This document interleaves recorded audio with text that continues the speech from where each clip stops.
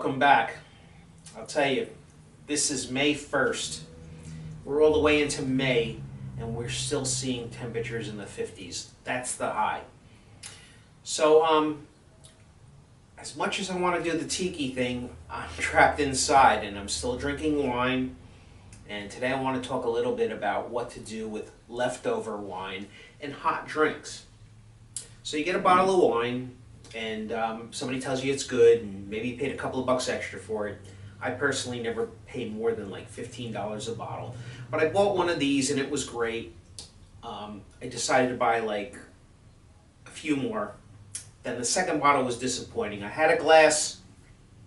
I'm like, this didn't taste like the first bottle. And this is a problem called consistency. Gave it to my wife. She didn't like it. Tried another glass the next day.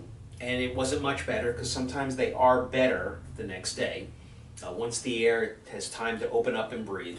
So what do you do with it? You don't want to throw it out. I mean, you're not just going to throw $5, $10 out the window, so what do you do with it? Here's a few things you could do.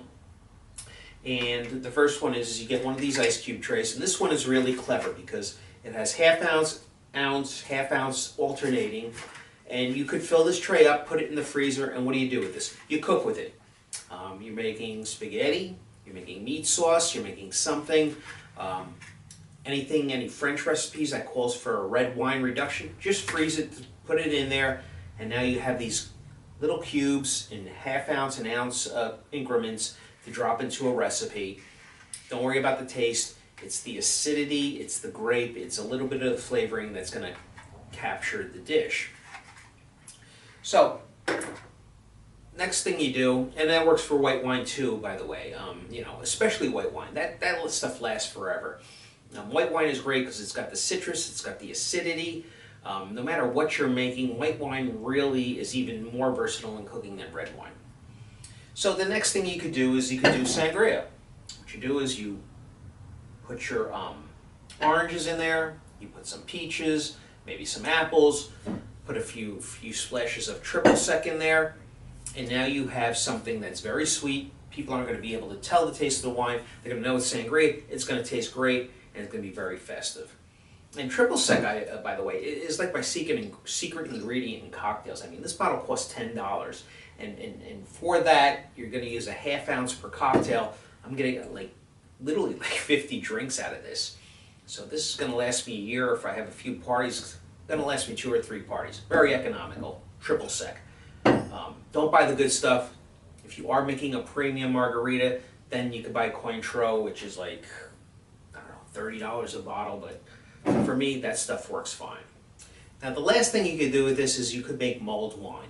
Mulled wine is what the Germans call it, the Italians call it vin brûlé, and what you're basically doing is you're taking the wine, you're dumping it into a pot, you're heating it up. Some of the alcohol is starting to burn off.